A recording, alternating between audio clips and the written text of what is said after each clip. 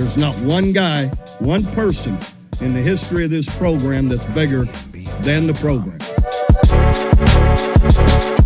What's better than this? Guys being dudes. Ooh, what's up and welcome into episode number 55 of the Program Guys podcast. My name is Mason Prince, joined with you as always by Ryan Tyson, Mark Hall, Matt Gann, Patrick Hertzberger. Please subscribe to our YouTube channel. You can follow us on Twitter at Program Guys with a Z, our Instagram, Program Guys with a Z, our Facebook page, Program Guys Podcast. However you get your podcast, that's where you can find us. Today is Wednesday, January 25th. Be sure, once again, subscribe to our YouTube channel. It costs you $0, folks. We're trying to hit 1,500 subscribers. Had a great episode last week. Be sure to comment down below on our video as well. We read every single comment that you guys leave us. Boys, how we doing? I had a great weekend. I saw three out of the four of you guys. I saw Mark, Matt, and Ryan. It was a great time. I loved it. How we doing, boys? We're doing good, baby. What? Ryan's Doing first. great. Had a pretty good have a pretty good week so far. It's only Tuesday, so we'll see where it goes from here. But Awesome.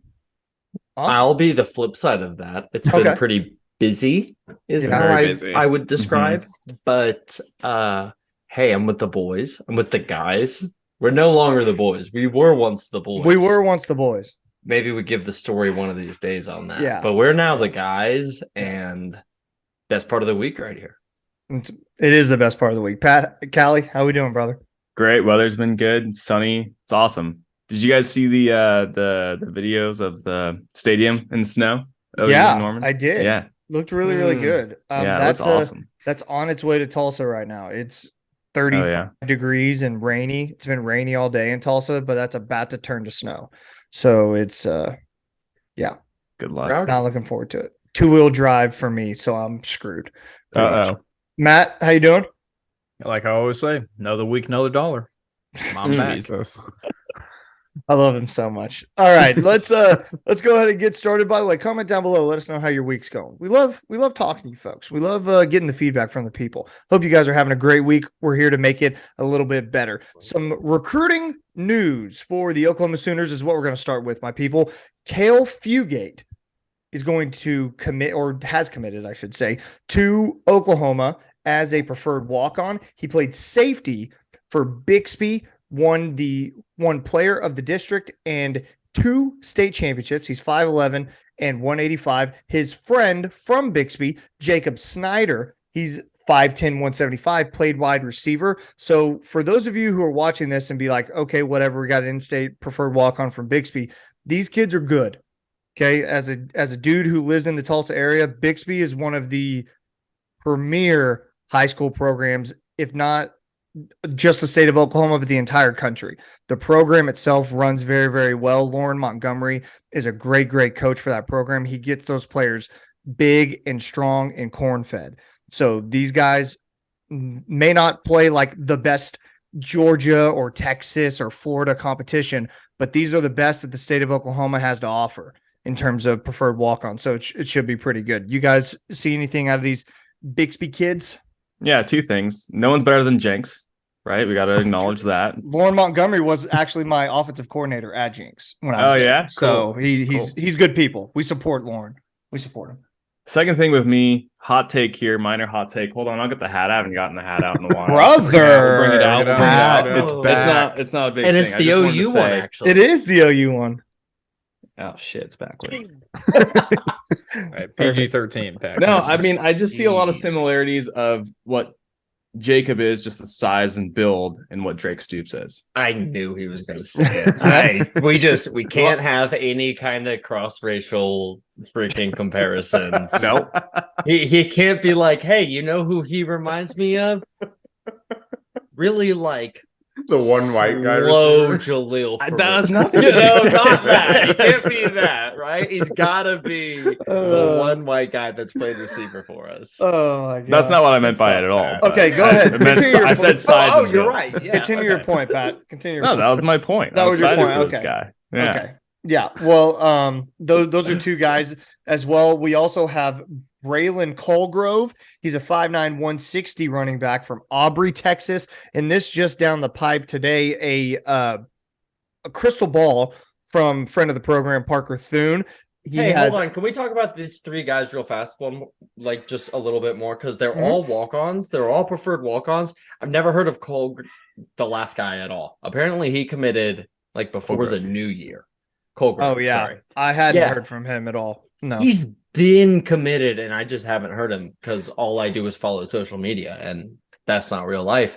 The other two, though, kind of hit on something we've talked about, where if there's talent in state that could go be a star at D2 or something, BV's going to go lock him up and say, nah, screw that. Come walk on to OU. Come play ball for your state school. Whereas Lincoln was like, no, there's a receiver in Carolina that I like. So I'm going to pluck one and stick with that. Yeah. We're building pipelines all over the state. So the next guy that comes up that is a 4-star thinks about this guy and thinks more kindly of OU. Sorry. Oh, for sure. That's a great point. And and to Mark's point, that's what Brent was known for in the Missouri and Kansas area when he was at OU, building those pipelines. He has such good relationships with those high school coaches in both Kansas and Missouri. It was just a matter of time before he started to try to build some goodwill with the Oklahoma coaches, and no better program to do that at than Bixby. I'm sure that he's going to keep tabs on any big players in the 918 as well as the 405. I don't know if Mark meant to do this on purpose, but I think that's a great segue into the fourth recruit we're going to talk about. So Mason, if you want to jump into that one. Yeah. Sorry, so, one thing on Cole Grove, and just another small-sized running back, right? I mean, it seems like we're continuously like going for that smaller type person. Yeah, I'm curious to see how it shakes out. He may just be a body that they wanted to have like a number. I don't know if he's going to beat anybody out for playing time, but you know, he could be a program guy, a glue guy, a special teams guy. He definitely could. The other guy, yeah. Jade Knowles just retired from football. We need to fill the Jade Knowles role, right? Yeah, have to. Weatherman J. Never forget Weatherman J. Athlete Taylor Heim from Bethany, Oklahoma. This is a big guy. 6'5", 190. We got a crystal ball from Parker Thune putting him to Oklahoma. He got offered from Brent Venables and the staff on January 20th. He was a three-way player. He played offense, defense, and special teams for 4A Bethany. He played quarterback and linebacker. He had like 6 interceptions last year. Already played some receiver too. Yeah, I wouldn't be shocked. I mean, the definition of that athlete moniker. So I'll be on 247's profile. They have him listed as a linebacker. So I don't know if that's how he's being recruited. They also say on the 247 site that he was recruited by Ted Roof, which would make me think, he's being recruited as either a linebacker, defensive end, cheetah kind of thing. Yeah. That's pretty cool. That's another guy. Brian, I'm glad that you connected dots that I had there but didn't connect. This is an example of it. You find your in-state gyms, and the next one that's from Bethany remembers how his hero growing up went to OU, right? Mm-hmm. That matters. Yeah, absolutely. I didn't know we were going to talk about Taylor today, honestly, but I watched all of his highlights yesterday, and he is insane. Like, yes, offense, defense, everything, man. Like, he's great. He's a good quarterback too. He was just he was slinging it, wide receiver, and I love you so much. I'm surprised. That I would be surprised if we are bringing him in as a defensive side. He is I think he's a state champion in track as well. He is long jump. Holy cow! And the relays, 4x1 and 4x200 relays. Yeah. This guy is an insane animal. Matt, get in there. Anybody on this list that we just mentioned that catch your eye? Yeah, definitely the last guy from Bethany. I think we've already hit on a lot of good points. BV's first main objective when he came in was doing the coaching caravan all through Oklahoma to build those pipelines and reestablish that, because we lost a lot of good players during the Lincoln Riley regime up in Tulsa and other places. And I don't think BV wants that to happen ever again. So it's good to see these guys coming off the radar, even if they are some preferred walk-ons, getting a guy like Taylor out of Bethany who's just a freak of an athlete that can really fit BV's system. That definitely would be a good in-state pickup. So I really like the progress this staff is making, especially in-state talent. Yeah, why not take a shot on some of these in-state guys, you know? Like, what do you have to lose? Yep. It's a win-win situation. You make the local high schools happy because you're giving their players a chance to be at the biggest school. And then also they could turn into something. They could be a guy like this Taylor Heim guy. Who knows what he could be, but he's big enough, fast enough, strong enough. We know that he could be something. Yeah, Mark, go ahead. Oh, no, I'm counting the points that you're right. But to your point, man, like Patrick said, Jacob Snyder's the next Drake Stoops. No, the things are there. He's good. Even if it's not, I mean, look, maybe Taylor Heim doesn't work out. Maybe Jacob Snyder doesn't work out. Maybe Cale Fugate doesn't work out. Maybe none of them work out. But you were going to offer someone anyway.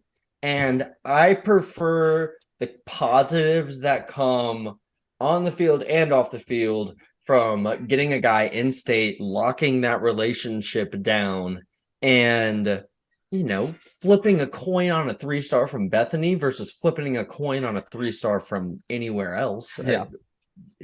Yeah, totally. Makes sense. I agree with that. Also, the last point I want to make on these guys for me, I'll let anyone else talk if they want, but I am giving the Mason Prince guarantee. The Mason Prince guarantee that either Cale Fugate or Jacob Snyder are going to have a big impact on their time in Oklahoma. Like Pat said, one of those guys is going to be like Drake Stoops, and they're going to have a lot of burn, like Hunter Renfro. Like I'm not doing doing March Floyd anymore. Look, guys, we have the next Wes Welker. Okay. Oh my God. Danny Amendola Oklahoma is City suiting boy. up for the boys. Oh my gosh. Did you guys even realize we have the next Julian Edelman? Because I'm just now realizing it. Dude, I hate myself. Wait, hold on, for real. Did you see that Ryan Switzer actually signed up to play for OU this year? Because what? That's Jacob Snyder, man. We're the worst. We got them all. Oh my God. He's the next version of all those guys. All right. Let us know down below.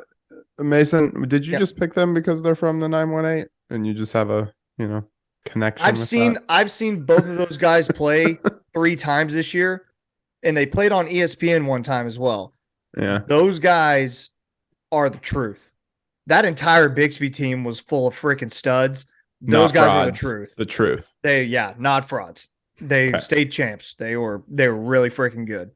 They look like the kind of guys that just don't have the athletic ceiling to be 4 or 5-star guys that are recruited more highly. Correct. Right? Yes. Like probably really good football players, but they sort of are what they are. And now it's just, can you coach them up and make them better that way? Yeah. I agree with that completely. Some transfer portal news, boys. Micah Bowens into the transfer portal. We'll miss you, Micah. I think. Jesus. What? What do you want to say? What do you want? Like it was just like dead quiet. Dead. It was dead quiet. And you were like, dead. Like, no, I'm not. I mean, if he thinks he's got 3 years of eligibility, he said, like, if you want to go be somewhere. Mark's digging a grave right now. Yeah. I think. No, it's not what I'm doing. Actually, what are you doing? Is call me a maid in the 1820s because I'm churning, baby. Oh, he's churning butter. We're churning. Churning butter. Yeah, we're churning. This is great. definitely. Yeah. Lincoln Riley gave Micah Bowen a scholarship. Now that scholarship's open. Yeah. I just don't know why. Best of luck to him. Yeah. Program guy for life. Go get a role somewhere. Pat. I expected. Go ahead, Pat. Sorry. No, go ahead. Go ahead again. I was going to say, it's just with Jackson Arnold coming in, it makes sense for the QBs behind DG to start looking elsewhere. It makes the most sense. Best of luck to him. Pat. I had greater expectations for Micah, and it was sad that does it. Yes, I did. I was kind of high on him. I thought he played pretty well in the spring game last year too. I thought he was going to be number 2. Pat had some takes. Yeah, here we are. Yeah, I mean, here we are. Not for me, man. Awesome. I mean, hey, You got the what was the take you got right? Oh, the Caleb Williams. Caleb Williams. Yeah. Mhm. Yeah. Yeah. No, don't you dare say a lot. Ryan, go ahead. Oh no, I mean, Ryan? I agree with what everyone said, that QB room with Arnold coming in just got a lot more crowded, so it makes sense, and I think it opens up a scholarship, like Mark said. I think that's good news.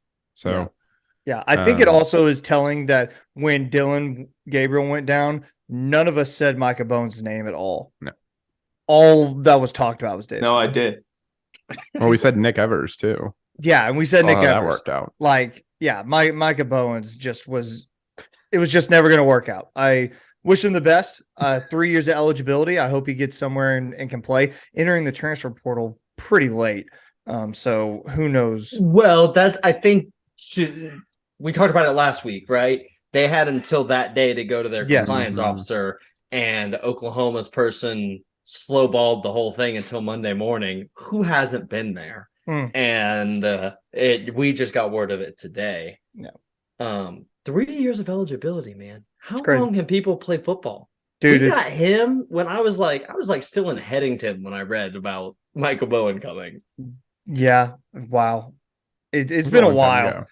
That's not true. I know, but it's been a long time. Like the timeline there, not sure if that's I was eating that Pepe Delgado's back when I heard of that. Okay. Not sponsored. Not sponsored. David Ugwoegbu it was in the portal. He's now heading to Houston. Reportedly make the switch to defensive end. No, he said it. Oh, he did say it. Okay. Yeah. Well, then not reportedly, factual. Quotedly. Quotedly from David. Thoughts on that, Matt? Happy for him. I thought it was a little bit surprising that he entered the transfer portal. It kind of leaves our linebacker room a little bit up in the air with our offensive line of who's going to step up and be that leader, because I think David provided a lot of that last year. I mean, his second leading tackler, brought a lot of on and off the field intangibles. So a little bit surprising he went to the portal. Glad he found a new home. Wish him the best. I know the Houston coach is the old West Virginia coach, right? Is he still there? Is that right, Mark? Yeah, he's still there. Yeah, really like Dan Holgerson. So good for David. And again, it'll be interesting to see how the linebacking room, now pretty thin, who steps in and fills his role. I just really feel like David's going to have to gain a lot of weight to be a defensive end. Like if you want to be an NFL defensive end, I feel like he's going to need to put on some weight. I also think this gives us insight as to why he entered the transfer portal. Maybe there was a discussion where he wanted to make a position switch, definitely and the coach said no. For sure. Definitely could be that point, Patrick. Yeah. There was go ahead, Ryan. And all I was going to say is I think it's interesting that he's staying in the Big 12 with Houston coming in next year. Yeah. So there's a possibility, of course, we don't have the schedule out yet, but there's a possibility that we play against Houston next year. I'm interested to see, if we see him again and we compete against him. Go ahead again. No, I'm done. All you. The week that David entered the portal, I was listening to Unofficial 40. I just keep on throwing them out there. And Josh McQuiston said something about him possibly changing positions and playing defensive end. Leads me to believe in whatever conversation they had, this was mentioned at some point. All the best for David. Maybe it's possible for him. I don't think he needs to put on weight. He's 6'4", 250. I think he can make the transition just fine if his feet are quick enough. He just doesn't look that big. I don't know. He could just be thin. And I don't think his feet are right. I don't think he's going to be able to bend the way that you need to. But, maybe you set the edge in a 4-3 defense and just kind of set it and you're fine. In that case, he does need to put on weight. We'll see. We'll definitely see. Some coaching news for the Sooners. Former Clemson linebacker James Skolaski, he went to Clemson from 2016 to 2021. He's now a coach at the University of Oklahoma. Anyone know exactly what he's coaching? He's a graduate assistant. Grad assistant? I think he's a grad assistant. I don't know where. Cool. I think so. article I read said he'd be helping with linebackers. That would make a lot of sense. He played 59 games for Clemson, won 2 national titles, 5 ACC titles. His father, John Skolasky, played at OU under Barry Switzer. He was already in Norman recruiting last week. We love an Oklahoma connection. Always. I mean, if BV can get a Clemson connection and an OU connection, hell yeah. 100%. And a guy that played his defense for 6 seasons. Yes. He was at Clemson for 6 seasons, coaching that linebacker position. Give it 2 years, and he's the linebacker coach, and Ted Roof is enjoying retirement. Yeah, respectfully enjoying retirement. Absolutely. Yeah, after leading them to 2 straight number one defenses. Yeah, 100%. Anybody else on Mr. Skolasky? Okay, perfect. Some big news in the college football world that is possible to affect the Oklahoma Sooners. We saved this for last because I feel like this is the biggest one. Bill O'Brien leaving the University of Alabama offensive coordinator job and going back to join Bill Belichick in the New England Patriots in the NFL, be their offensive coordinator because they're lost. So now Alabama's in the market for an offensive coordinator, and the rumor mill is swirling that Jeff Lebby is near the top of Nick Saban's list. I have a friend who is a diehard Alabama fan, Eric Evenson. Shout out to him. One of the most well-versed and knowledgeable football fans that I know. And he asked me today, how bad should I want Jeff Lebby? Because I want him real bad. And if my friend Eric knows how good Jeff Lebby is, I guarantee you Nick Saban does. And that is not good. That is not good. Guys, I'm stressed. Like I'm stressed out about it. Mason, I am so sorry. I am laughing my ass off at Patrick trying to Patrick's like, oh no. Patrick. If anybody's watching this on YouTube, you'll see him trying to focus in his camera. I know. Really Pat's back, and Bill O'Brien is also back, returning to the Patriots, which that needed to be done. Matt Patricia definitely did not deserve to be offensive coordinator, so he should slide to defensive coordinator. But I know Mark talked a lot about this off the pod, that the OC job for Alabama really grants you many opportunities that not a lot of other coaching positions does. And there's a good history of Alabama offensive coordinators that have gone on to head coaching positions. So it really comes down to the question of how much they're going to offer him. And also, does Jeff Lebby inspire to be a head coach one day? Because if he does, going to Alabama to do the OC job with that talent, that recruiting, does that for a couple of years, probably has potentially offers for future head coaching jobs. So it's really going to come down to his ambition and how bad he really wants to be a head coach, I would think, in the future, based on Mark's factual information. So provided by Mark. Thank you, Mark. Yeah, Mark, go ahead. No, he really just stole my point and made it really well. I'm pretty upset about it. For the listener, I really just about made that point to the guys.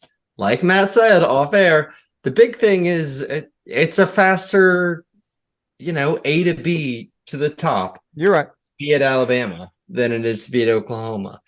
We have heard that Joe C will match whatever offer might go his way. And Jeff Lebby is an Oklahoma guy. So you hope that those things are enough for him to see it through, right? At least through Jackson Arnold, right? And if it's not, you got to be able to find someone and hit the ground running quick, because this is not the time of year for us to be losing and changing offensive coordinators. Definitely not. Pat or Ryan. Not Matt. Pat or Ryan. Bill O'Brien has screwed me in my football teams so much. And if this happens, it'll just be another example of how he's like the worst coach ever for me. I don't see Lebby leaving, though. I feel like he has that bond with Jackson Arnold. He's got the best quarterback in the country coming in to coach. That means something. His OU legacy means something too. I do agree with your points. Yeah, go to Bama, go get a head coaching job. That happens. But that can also happen at the University of Oklahoma. And we've seen that. So I don't know. It'll be interesting. Ryan? Our last two offensive coordinators got head coaching jobs. Yeah. Josh Heupel and Lincoln Riley. Yep. Ryan? Yeah, I mean, like, I don't know. I have a lot of mixed feelings about this because I'm still like kind of confused why Bama would want Lebby in the first place. Like, no offense to Lebby, but last year was not great. And there's like a lot of things going on in there. I know he's had success at Ole Miss, but he's still figuring things out as like an offensive coordinator for OU. And I don't know. He's an OU guy. I can't see him leaving, but also at the same time, he would like I think I said this to you guys. If there was any OC job that could open up and like he would go to, it would be Alabama. That is the only one that I can think of. Like over Oklahoma, him being an Oklahoma guy. So yeah, I don't know. It's possible. I'm not really sure. BV, I mean, this is where it comes into like Josie and BV doing their thing and making sure that they can keep their people. Like we can't, especially if we're going in the SEC, we can't lose an SEC proven coordinator to another SEC school right as we're going into the SEC. I just like, that's just bad news. It's just bad vibes and I don't like it. Nick Saban could sell pork ribs to a rabbi. All right. Like I am terrified. Mark, don't shake your head at me. How do you have so many of these? It's crazy. He has a new one like every single day. Like my biggest problem is just imagine you're Jeff Lebby and your phone rings and you look down and it says Nick Saban and you pick up the phone and he says, "What job is your dream job?" And he says, "Oh, I don't know, the head coach for I'm making head coach of the Miami Hurricanes." Like say it's just that. Nick goes, "Great. As soon as that job opens, you have it if you come to Alabama." Like that's Nick's selling point. And that's terrifying because no one else can do that. No one else can. Nick can brag that if you work for me for a year, a singular year, and I guarantee you that's all that he's pitching. Yeah. He goes, you will have your pick of the litter of whatever job you want. And no one else can do that. And that's the only point that Nick Saban needs. And it's terrifying to me because, yeah, you can talk money. I don't know. I mean, I'm sure money matters. Let's not be stupid. But at what point does the number matching not even matter? And Jeff's mind immediately goes to, well, I can be a head coach in a year at an exponentially better place than I could if I stayed at Oklahoma for a year and then tried to get, the head coach of Miami of Ohio. You know what I mean? It's just, I'm making everybody else's points that they've made, but I'm just stressed. I'm stressed. Ryan said something that was really smart that like, this is the job that opens up and you get worried about. If Notre Dame had fired Tommy Rees, not that worried. No. Jeff Lebby is not going to Notre Dame, right? No. Even if something happened at Lane Kiffin, yeah, I'm sure that Ole Miss is calling Jeff Lebby. They're talking, but I'm less worried about that than I am about this. Yeah. So fingers crossed, Joe C. Keep that checkbook at the ready, big guy. Donors, keep your checkbooks at the ready. If we've got any big donors that want to come on the pod and talk about it and possibly sponsor a segment or two, yes, get in touch. Yeah, like we're your program guy as much as we are, and or gal, and we'd love to have you. We're always looking for sponsors, people. You can see down below in our graphics. You can email us at theprogramguys@gmail.com. And we're always looking for sponsors, segments, shows, all of it. We'd love to have you. All right, boys, let's I want to get to the comment of the week. If you guys are ready for that, you go with that. Ready. Our comment ready. Let's do it. A reminder, folks, we pick a commenter of the week. You can be our commenter of the week by commenting on our YouTube video down below, and we'll read it off on next week's show if we pick you. This one comes from Michael Hapgood. He said, a note on Walter Rouse, along with the fact he started 11 games last year at Stanford. He was a freshman All-American. He was named honorable mention All Pac-12. He's also very intelligent. While studying biomedical engineering at Stanford, he was a finalist for the Walter V. Campbell Award, the Heisman of Academics. Experienced, big, strong, and smart. Coach B should be orgasmic over this guy. I'm going to be honest. I picked it for the sentence. So thank you, Michael Hapgood. A great comment. Walter Rouse is going to be a fantastic addition to this team. I'm so excited to see what he brings to this team next year. And we talked about it last week. If you want to see that segment on Walter, go back to our show last week. Anybody, words for Michael? Go ahead, Mark. Do y'all think that being a biomedical engineer helps you on the football field? Like, you're smart, right? Mm-hmm. Of course. Mm-hmm. But a lot of people are smart. I think it helps you digest game football. I think it helps you digest game plans a lot better. I think if you're intelligent on that level, I think it's easier to digest game plans and like blocking scheme and defensive schemes, stuff like that. So you don't think what he's actually doing is like rubbing poison ivy over his gloves or anything like that? Like biomedical engineering. That's what I'm like. That's not the only argument is not what biomedical engineering. Right, but okay, then use your sophisticated Ryan Tyson, I work in healthcare version of knowing. He's going in with some poison ivy. I'm a biomedical engineer. But like he's cultivated it, you know. Andrew Rame walks up to him at his locker before again. He goes, Walter, let's get this. He's like, you don't want it. He's like, no, you don't want it. Like, bro, I don't practice with it, but you're about to see why I'm good. Amazing. The only argument I have is that's a hard major and he has to study a lot and catch on to things quickly, and that can help him catch on to our system. Pat, if he was good at Stanford, he'll be totally fine at OU. Plus, he's coming as a grad transfer. He's probably majoring in like golf. Hopefully. Yeah. Sick. Yeah. Love that. Or horticulture. Yeah. Poison ivy. Horticulture. Wait, did you guys see that statistic that got, I think there was a statistic thrown around that like only 30% of graduate like transfers actually finish their degree. Like when they transfer for a, we all know the game. I think that's fascinating. Anyway, yeah, I think Mason, to your point, he's an engineer. I think he's probably thinking about the way things work, the way things put together. I mean, he could look at the like plays and stuff like a big puzzle, right? And like it's how do we figure it out? How do we make sure that works? Cells, right? Biomedical is like I'm not gonna get off on this train. We're not gonna do it. Let's not go there. It's eugenics. It's poison ivy. That's what it is. Ryan's eugenics and poison ivy. It's Ryan's crazy. not gonna get on that train, but I'm going to hop on this wagon because it's nice. That's so right. Matthew Gann, please let's circle the wagons because this OU men's basketball team makes me want to drink bleach when I watch them. Let's go. Yeah, I'm going to go ahead and jump right in. Like you said, great segue by you, Mason. OU's men's basketball, back-to-back Big 12 losses. First one playing Bedlam, just an absolute stinker.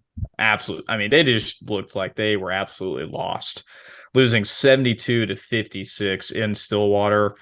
I had to turn it off at halftime. It was just ugly. I'll just say that. That's really the end of that game. And then coming back, playing at home against ranked Baylor. Baylor not having as great of a year, still ranked, but had them on the ropes. We were up by 6 with about a minute and a half left. Baylor hit back-to-back threes and ended up winning the game 62-60. And really, that's just been the culmination of the year so far. We play really close to these Big 12 opponents who, again, are all ranked, all really good this year. And just in the last few minutes, I don't know what Porter Moser is doing or if the team just falls apart. But losing these close games just doesn't get you anywhere. And I know Ryan was watching the game as well, and so was I. And it's just really hard to watch the last few minutes of OU's men's basketball. They just look like they have no idea how to execute in the biggest moments of the game. Matt, I feel like it's the definition of peeing down your leg. Like they have mental breakdowns. The last play of the Baylor game, they held the ball for 20 seconds. It was so bad. Yep. It was unreal. Yeah, poor play calling, bad fouls, and really just bad mismanagement on all ends. So obviously So you blame the bad. players for execution, but also you got to blame a little bit on the head coaching who's got to put these plays together for these types of moments, especially when you have 4 or 5 opportunities against really good opponents to come out with some good Big 12 wins and just not pulling it out. So 2 back-to-back losses for the Sooners. They actually are going to play tonight in Fort Worth against another really good opponent and number 11 TCU, who's coming off a huge win in Kansas or at Kansas, beating the Jayhawks 83-60, and Kansas has now lost 3 straight in the Big 12. So not a good way to possibly end up going 0-3 in the last couple games. So we'll have to see what happens tonight. And then they play number 2 Alabama in the SEC Big 12 matchup this weekend. So just not going to get any easier for OU's men's basketball team. Let's see if they can try to turn it around against the Horned Frogs here tonight. Other men's sports that we need to touch or talk about: men's gymnastics just competed for the first time in the Rocky Mountain Open. I know we talk a lot about the lady gymnastics, ranked number 1. The men's gymnastics team just as good. They came out in the Open against Air Force, Stanford, Michigan, Nebraska, and Arizona State, coming in second behind Stanford, who's also been really known well for a great men's gymnastics program. So good start to the season. They will host a home opener this weekend against Air Force in Illinois. Mark, did you have something to say about men's gymnastics? Stretchy boys. They are stretchy boys. That's right. Have to be flexible on some of those events. Other news regarding men's sports: OU's men's tennis as well, starting off strong with 2 sweeps of their first 2 opponents in Bryant and UTSA, winning both those games 7-0 as they continue to open their season. So those are the OU's men's sports on that side. Switching over to the girls, talking about OU women's gym, still ranked number 1 as they continue to cruise, had their home opener at Lloyd Noble Stadium. Not sure if you guys saw it. I saw some pictures on Twitter. People showed up. I'm not sure if they listened to the pod or what was going on, but people definitely showed up to the game to We'll take support credit for it. Juniors. That's Answer right. the call for boots on the ground, They Matt did it. and style.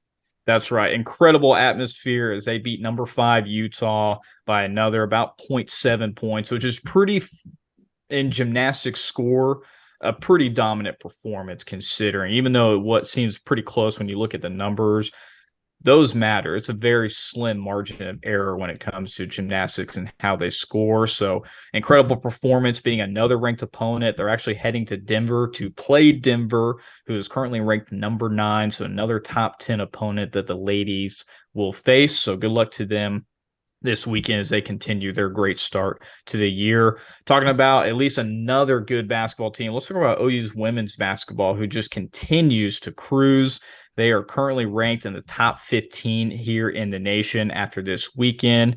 They are number 1 in the Big 12 standings, currently at 6-1 in conference play, recently beating the Horned Frogs 93-66, had 5 ladies in double digits, led by just the powerhouse and Maddie Williams. I know I talked about how she eclipsed some records last week, led the team with 19 points, 7 boards, and 5 assists. So not just contributing on points, but contributing in other aspects of the game as well. Then they actually went on to play Bedlam, beating the Lady Cowgirls 97-93, led by a big fourth quarter, outscoring the Cowgirls 29-21. Again, Maddie Williams has a monster game, going for 26 and 4 boards. I did see some clips on Twitter.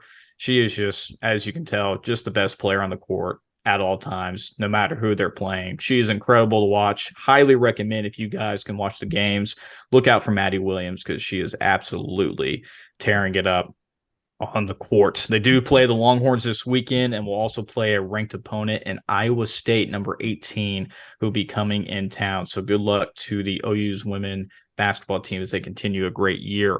OU's women's tennis as well had a great start to the year, going up to play some Big Ten opponents in Michigan and Ohio State, losing back-to-back matches to number 20 Michigan 5-2.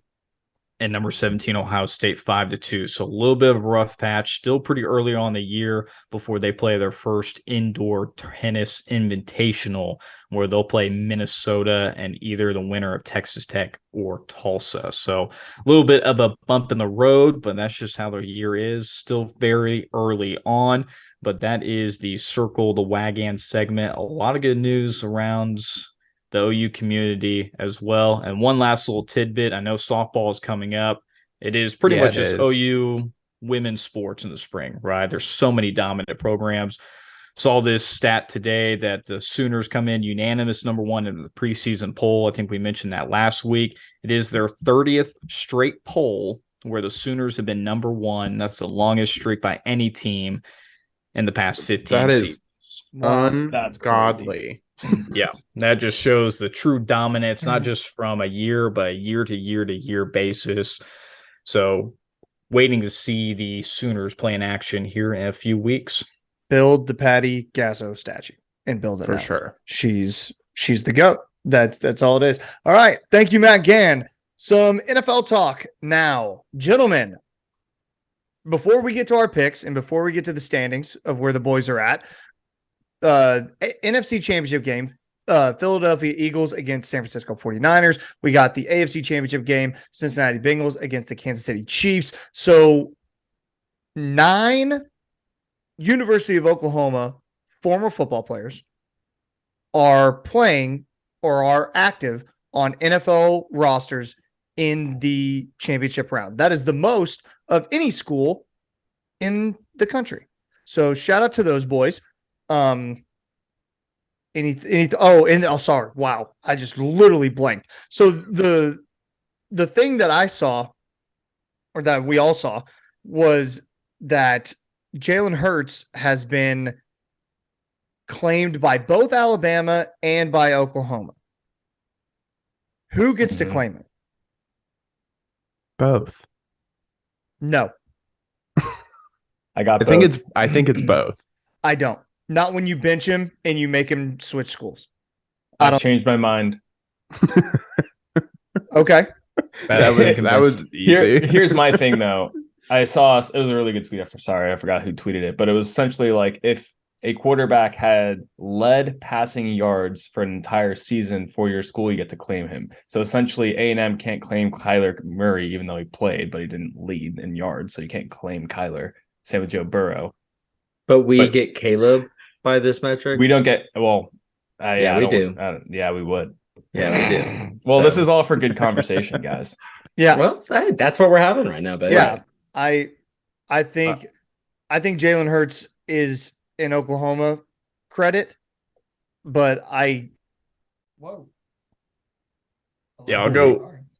both just because Jalen led his team to a national championship game. That's where he got benched. If he got benched midway through the season or early in the season or just didn't get named the starter, I can definitely see your point, Mason. I think both schools have a claim to Jalen and what he was able to produce on the years that he did play before, obviously getting benched in Alabama. But I think it's a stupid question. I think both schools can claim him. I don't think there's any debate there. I just love the debates that Alabama has that they say, you can't claim him.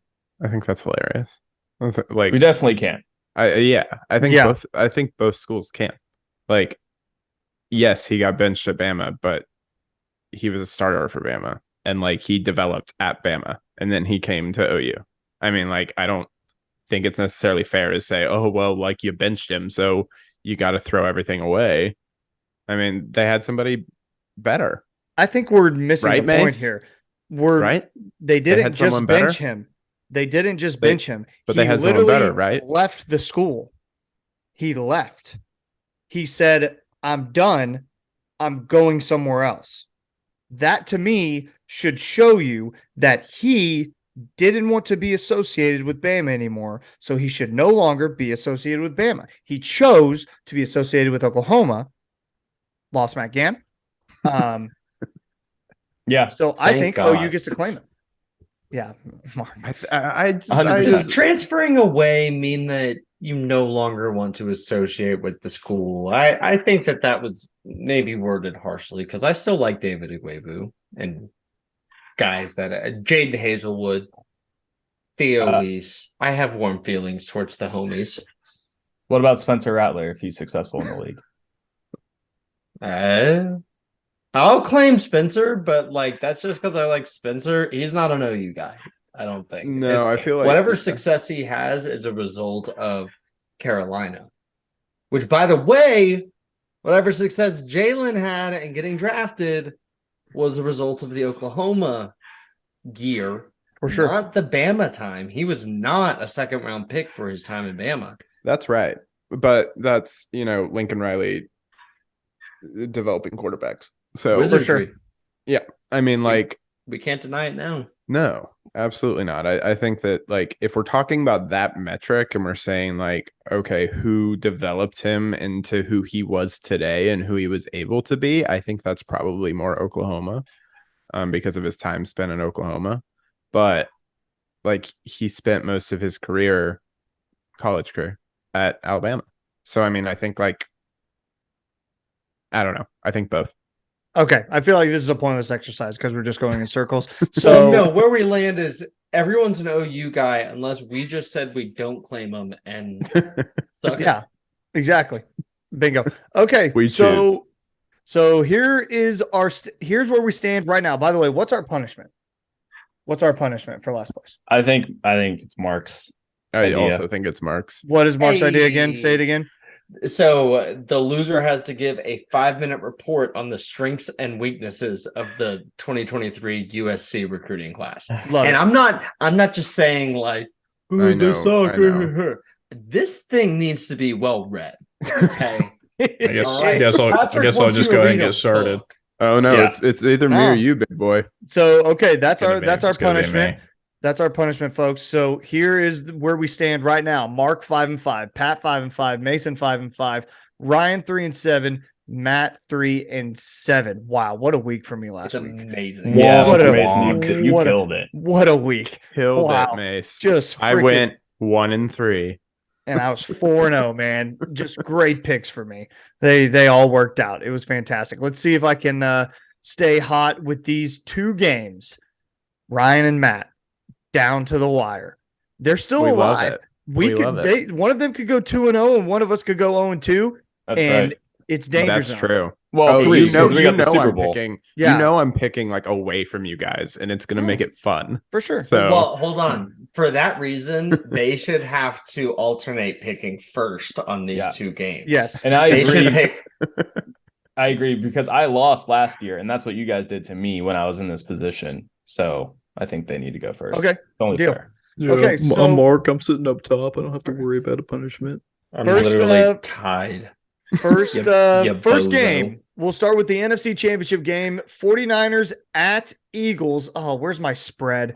I lost my spread. 2.5. Eagles not is what I saw. We need what it needs. I have it. All right, so I have it at 2.5 right now.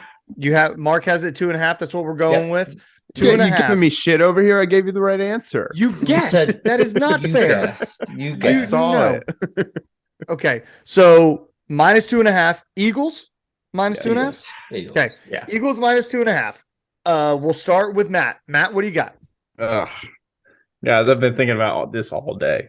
The problem is, do I go against my word of who I picked for the Super Bowl? Because I had the Niners going. Okay.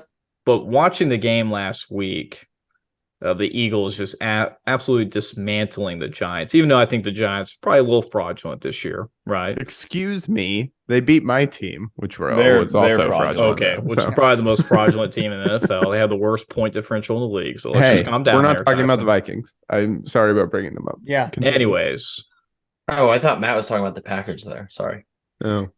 Yeah. Anyways, so do I stick with my Super Bowl pick of my teams, or do I go with my boy Jalen Hurts, who had a phenomenal game last week, and clearly the shoulder wasn't bothering him? I feel like I have to stick to my word, and I'm going to go Niners. I'm going to go that defense will prevail. Defense wins championships. I love Jalen so much. I truly do. So I actually have the Niners winning outright. I think Brock Purdy will do enough. I think the defense is just going to hold Jalen Hurts. They've been pretty good against mobile quarterbacks this year. So I believe in this Niners team. I can't believe I'm saying that. I'm going to go Niners to win outright. Ryan.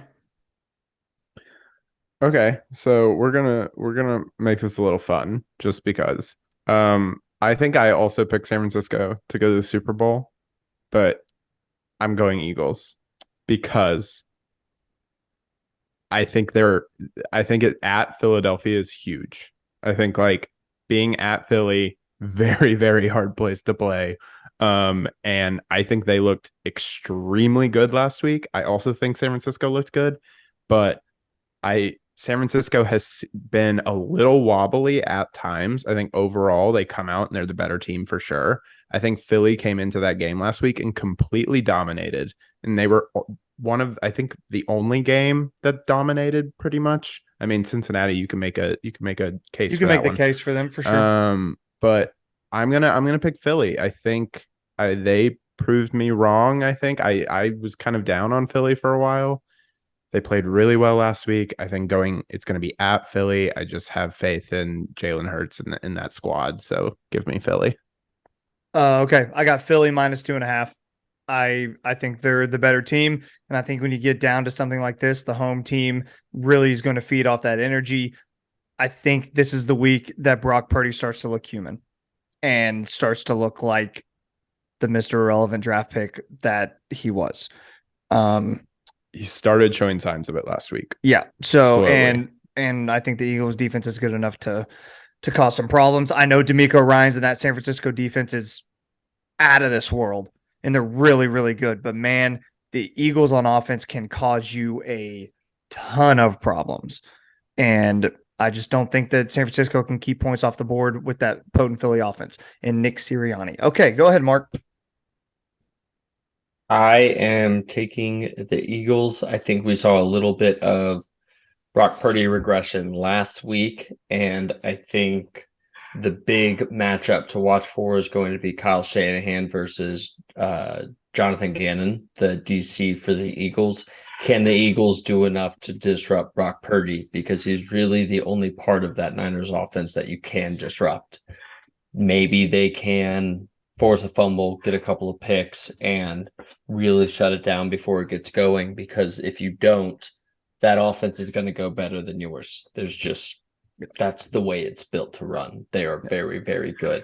I do think that throughout the course of 4 quarters, Jalen Hurts is a more reliable option at quarterback than Brock Purdy is. And this is the game that the chickens come to roost. Am I saying Chickens that? come home to roost. Yeah. Chicken comes home to roost. Yep. On Mr. Irrelevant. Give me the Eagles -2.5. All right, Pat, round us out. Yep, I'm gonna take the better quarterback, going with Jalen. Love it. All right. I love Patrick's quick, just like to the point. We'll start with Ryan. Ryan, it's your pick for the Chiefs Bengals -2. Is that correct, Mark? Yeah, I've got Bengals -2. I put that. That's Bengals, up to date. It opened at Chiefs -2.5. I saw that earlier. Has been, or maybe Chiefs -3, and has been bang, bang, bang, bang, bang, bang, bang to Bengals -2. Hey, Mark, can you stop giving insider information to Tyson? Can you let him make a decision on his own? Thank you. I'm going to make the decision based on like my gut feeling and Yeah. literally no numbers, even though Mark Vegas always knows something, right, Mark? Yeah, and a 4.5 point swing is a big Is deal, huge. but it doesn't really they've changed this number because they think they'll get bets on KC +2. Yeah. That's what they're looking to do here. Yeah. So it's a different game. I think like this one is so hard because of Patrick Mahomes and not knowing exactly how healthy he is going to be. So like he suffered a high ankle sprain last week. And that sounds incredibly painful that he played on it in the second half. So like good for him. But he wasn't the same quarterback in the second half of that game. But he's still Patrick Mahomes. Like he's still arguably the best player, even with a high ankle sprain on the field at any given time. And for that reason, and it being at KC, I'm taking the Chiefs. Yeah, I'm just taking the Chiefs. Love it. Matt. You fell right into my trap. Joe Cool is going to go to the Kansas City Chiefs just like he did last week in Orchard Park. He's going to take down 2 Giants in a row. Kansas City is 0-3 in the postseason against the Bengals. It's about to be 0-4. I think the injury to Patrick Mahomes last week really is going to hurt because what he's known for is his mobility, scrambling, getting out of the pocket, making those plays down the field, creating more opportunities. He's not just going to have that. And the Bengals pass rush is going to come after him. They're going to force him in the pocket, make throws. I think the Bengals defense, just like they did to Josh Allen, is going to suffocate him. I'm going to take Joe Cool, who just continues to light it up with those receivers, and Joe Mixon and P. Ryan in the background. Give me the Bengals outright, or not outright, but the 2.5 and the win, cover, whatever it is. Give me Joe Cool, baby. Matt has Bengals -2, not 2.5. Go ahead, Pat. Thank you. This is super hard. Both of these games are super hard. I'm going to go with Joe Burrow and his Riz over Patrick Mahomes and his hurt ankle. It's disgusting. And Riz is short for charisma. It's just awful. Yeah. It takes 4 votes to vote someone off the pod. Yeah. We might what have do you them. guys think we go ahead and let's just do it live? It's unbearable. I love you so much, like, Patrick. come on. Yeah. All right, go ahead, Mark. Yeah, I want to take KC, but if it was any other quarterback playing for Cincy, I'd probably take KC. Another thing that I think you got to watch out for is Joe Mixon had 105 yards last week. Samaje P. Ryan on 7 carries averaged 4.7 yards. Yeah. Joe Burrow got 5 yards at pop. The Bengals not only can throw the ball with precision, they can run the ball too. And they're going to find a way to keep Patrick Mahomes off the field so he can't even get warmed up on that leg. Give me the Bengals -2. This number is going to have to get over 3 before I start looking at KC. Chiefs +2. Add to the mystique of Patrick Mahomes. That's what I got. I think if Pat is Pat is able to come out and have some sort of magic, his legend is going to grow that much more. And I think this is just another rung on the ladder. We're going to be like, remember that time where Patrick Mahomes literally couldn't walk, and the next week he threw for 400 yards in the AFC Championship game? It's going to be something like that. So, yeah, that's what I got. Okay, must watch of the week time. Ryan, let's do it. We got something to watch this week. I need it.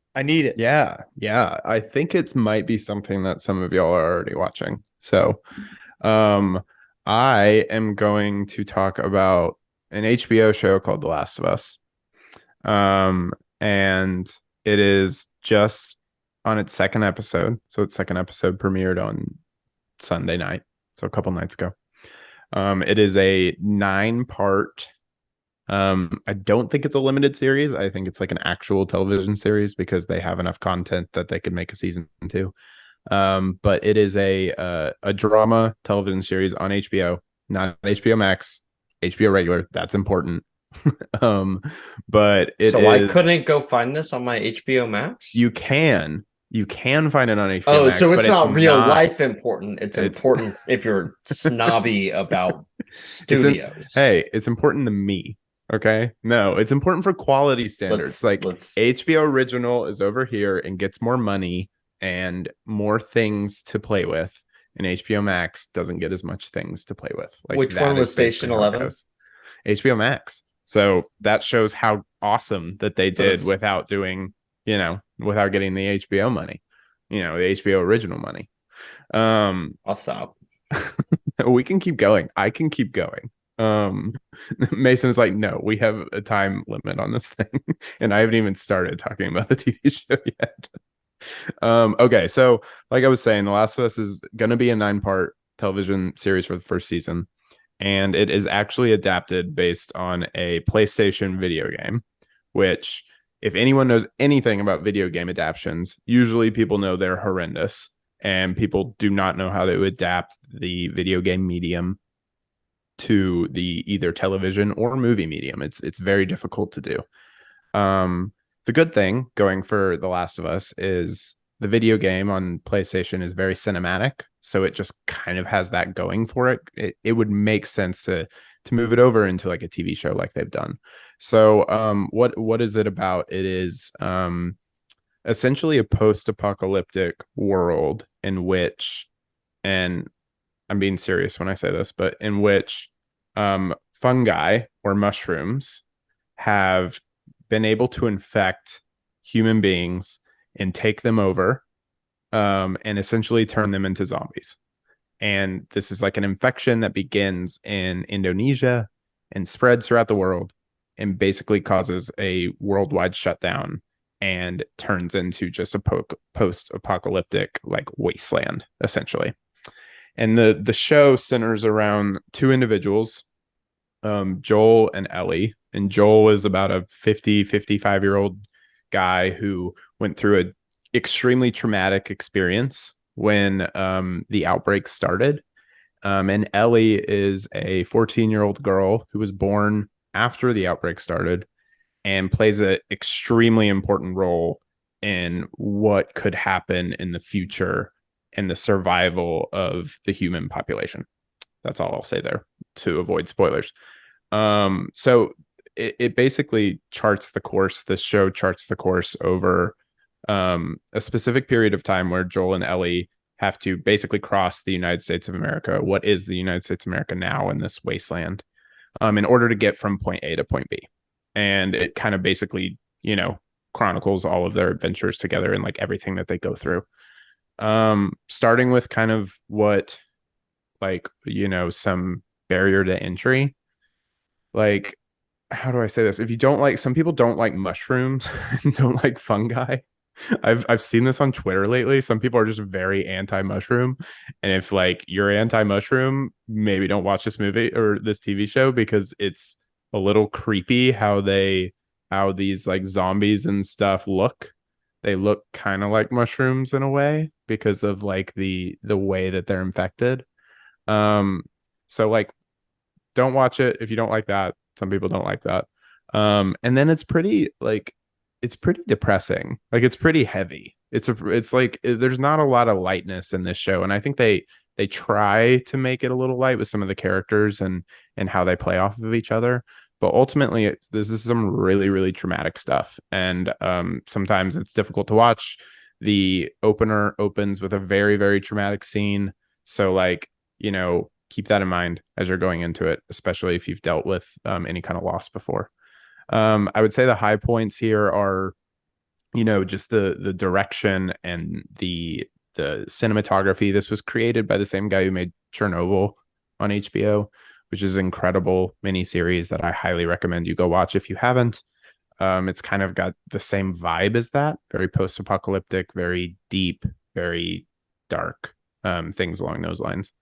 Another great thing is like they actually pulled off adapting a video game, like, which is an incredible like accomplishment, I think, that really has never been done in this successful of a way before.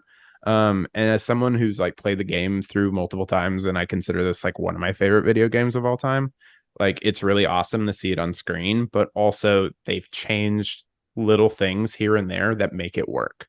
They've changed things that work in the medium of video games, but would not work in the medium of TV, and they've changed those to make it make sense, and it works. It doesn't feel like a betrayal against like what the video game was.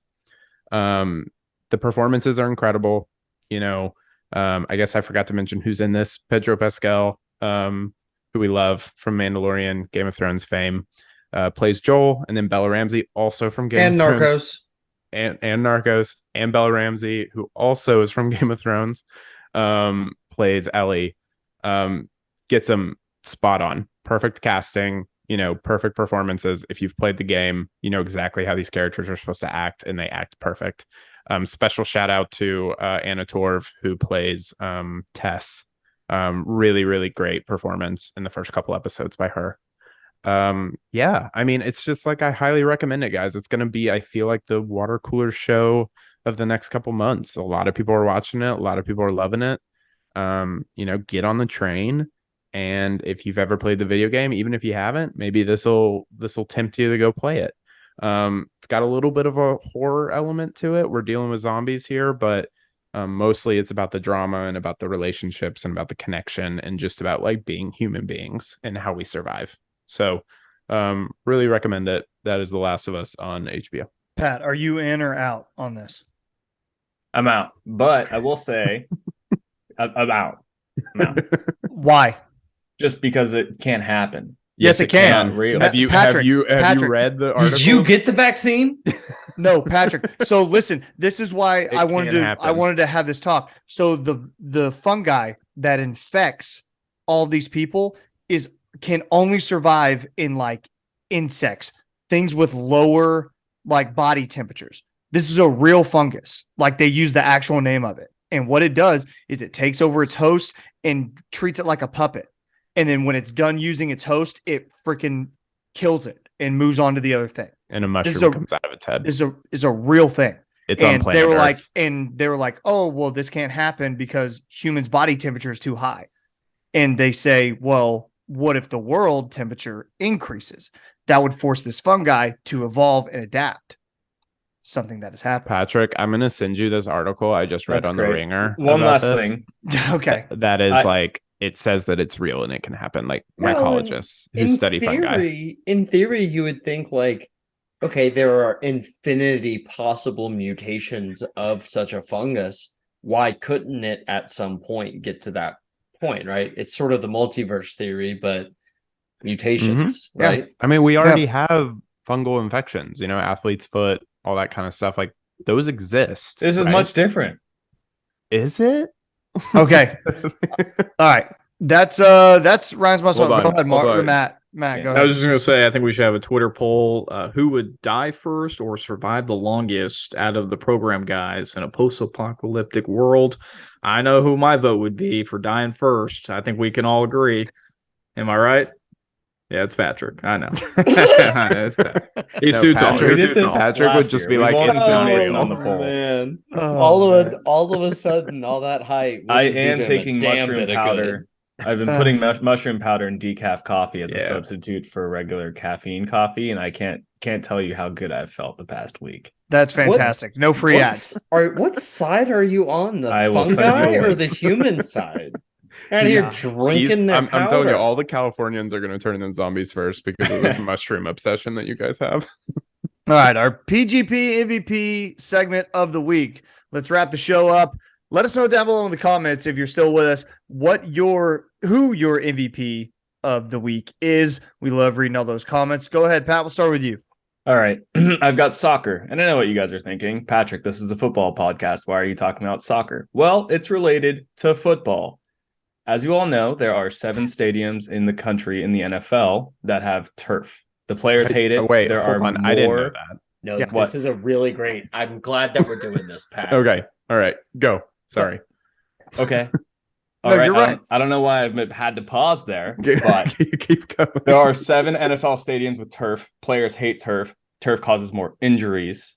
And the players have been begging the NFL to just say, like, hey, no more turf fields. Well, guess what? The World Cup is coming to the United States in 2026, and soccer cannot be played on turf. It won't be played on turf. And therefore, 6 of those 7 stadiums will be moved to grass. You're welcome. MVP soccer. Love that. That's massive. It is very big. I'm a big fan. Who's going to be the one remaining? Yeah, no one's going to want to play there. Whatever it is. The stadiums that will change, though, are Seattle, Dallas, Atlanta, Giants, Cincinnati, and Foxborough. This is kind of a big deal in small circles because like the NFL has one standard by which stadiums have to adhere for their grass. It's firmness, right? FIFA has like 7. Mhm. FIFA has very, very intentionally set standards for their grass to ensure the safety of their athletes.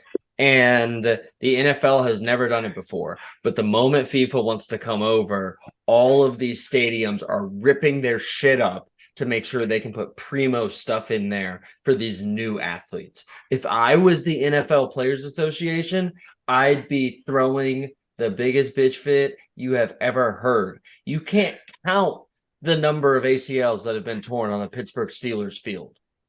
Like the Houston Texans field is garbage, historically garbage. And the Bears field is terrible. Garbage. It's so bad. And there's no standards for it. No, none at all. Matt Gann. Thanks, Pat. I got the rant. Yep. No worries. Thank you, Pat. I'm going to go to skiing. I'm going to go to Michaela Schifrin, who is a lady U.S. skier. She is 27 years old, just broke the record with her 83rd World Cup career win by winning on the giant slalom in Italy today, breaking her tie with another famous skier. You'll know her, Lindsey Vonn. So that's a huge deal. Most World Cup wins by a women's skier, only behind male skier Stenmark, who's got 86. She's already said that she's going to play until the next Olympics.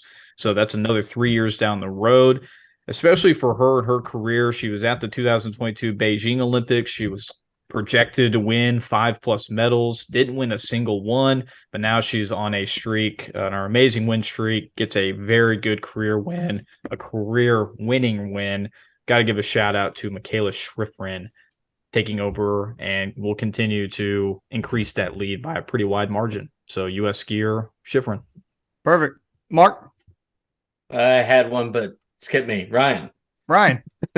Okay. I'm giving my MVP to my movie of the year, which is Everything Everywhere All at Once. I swear if you go must watch on this, I'm going to cut you off. I'm not. All right. We already did this one, I think. I already did this, but go back and check that out if you haven't, because it is the most nominated movie at the Oscars this year. Mason, cut this. I'm going to be on my soapbox. I love this movie so much. Great job. Okay. Fantastic. Mark, I got one back. Yeah. So some of you may know, if you follow me on the old Twitter, on Elon Musk's Twitter, that I have been watching Game of Thrones and I've been live tweeting some of my reactions in real time.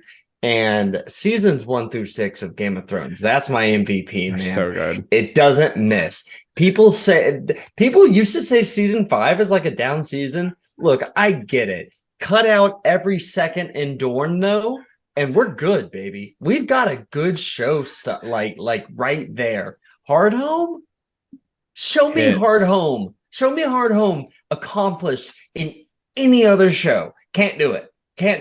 That feeling of dread I get, can't do it. Now, look, season 7 and 8, they're intentionally not included. Check out my Twitter for those thoughts on those as I get there. But 1 through 6, man, the MVP. That's the best TV I've seen. Love it.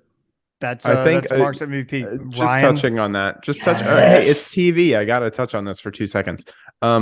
I think that I want to go back and do this, the same thing that you're doing, Mark, because I think if I go back and I watch 7 and 8, I won't hate them as much as I did when I was watching them. But I think there's some good stuff you can pull out of there. Like season 8, episode 2 is incredible. But sure, yeah. Just Mason, who's your MVP? It's a forest and trees things, right? I can appreciate a tree, but when I zoom back on that forest, there's a lot of dead trees. All right. So my PGP MVP of the week are the Buffalo Bills fans. The Buffalo Bills fans, they're my MVP because, God, they get a lot of flack. Not only do they support a team that's never won a Super Bowl, not only do they support a team that has choked all the times they've been to the Super Bowl, not only do they support a team that was picked to be the Super Bowl favorite all year long, and not only do they get the coin flip, they get a neutral site home playoff game, but then you welcome in the Cincinnati Bengals and you lose by 17 with God's gift to football, Josh Allen, doing absolutely nothing at home in a snowstorm. And then the Bills fans have to complain because the Bengals wore all white, and in the snow, it's so hard to see. It's just so hard to see those Bengals in the all white uniform. Shut up. Bills fans are bums. They're frauds. I told you they were frauds. If you listen to me all year long, I told you the Bills suck. They weren't real.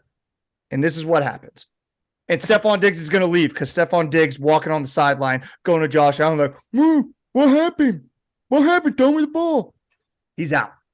He's out. Had to be brought back into the locker room after storming off like a baby. And Josh Allen just ignoring his franchise receiver, ignoring him. He's going to look great wearing red and black, catching balls from Lamar Jackson next season in Atlanta. He is.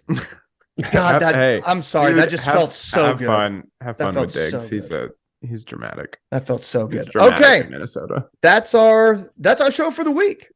Thank you, my people, for joining us.